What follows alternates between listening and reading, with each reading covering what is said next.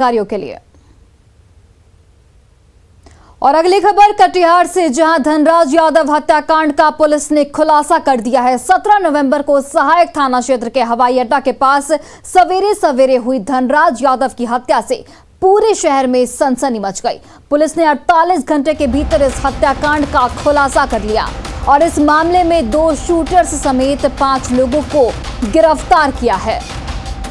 Police ने इन आरोपियों के पास से बड़ी संख्या में हथियार और कारतूस भी बरामद किए हैं। पुलिस के माने तो अवैध कारोबार में आपसी दुश्मनी को लेकर जेल में बंद लालू साहनी ने शार्प शूटर्स की मदद से इस हत्याकांड को अंजाम दिया।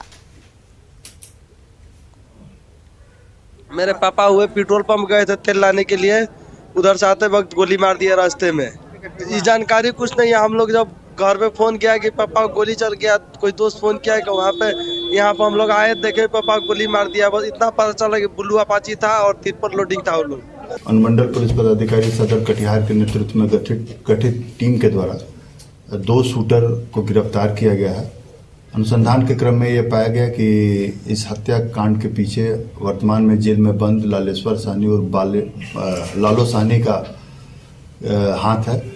इस कांड में 2 शूटर मासूम कुमार और सचिन कुमार सिंह को गिरफ्तार किया गया है और उनकी निशानदेही पर 2 अन्य व्यक्तियों को गिरफ्तार करते हुए इन सभी के पास से एक 315 का राइफल, एक 12 बोर का राइफल, एक 12 बोर का मास्केट और एक 315 का देसी कट्टा बरामद किया गया है।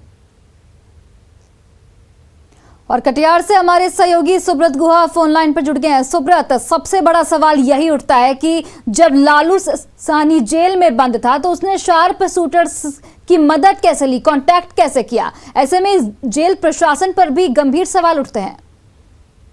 निश्चित तौर पर ये बात ही सबसे बड़ी बात है कि एक बार फिर बिहार के अपराध जगत जो जेल के भीतर से कंट्रोल हो रहा है, उसका एक प्रमाण फिर कटिहार से सामने आया है। क्योंकि घटना का जो मास्टरमाइंड है वो पिछले कई महीनों से जेल में ही बंद है और जेल से इस हत्या की साजिश रचा है, ऐसा आरक्षी अधीक्षक खुद बता रहे हैं। कुल मिलाकर जो बातें हैं, ये एक पुरानी रंजिश है और दोनों को आपसी वर्चस्व की लड़ाई चल रहा था। इस बीच लालू साहनी एक दूसरे प्रकरण से इन दिनों जेल में बंद है और जेल से ही वो इस हत्या के जो ताना बाना है वो बुनते हैं और 7 शूटर को भाड़े पर लाया जाता है और उनसे हत्या करवाया जाता है। तो कुल मिलाकर बिहार के जो अपराध जगत है एक बार फिर जेल से ही कंट्रोल हो रहा है, यानी जेल ही जो अपराध का कंट्रोल रूम बना हुआ है, ऐसा कहा जा सकता है।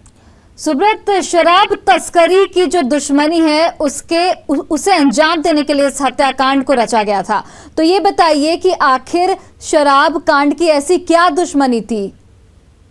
देखिए, शराब तस्करी की बात तो साफ नहीं है, लेकिन जो चर्चाएं हैं वो जो धनराज यादव की जो हत्या हुई है उनको भी कई इस तरह का अवैध कारोबार है, उसके संलिप्तता की एक चर्चा जरूर है।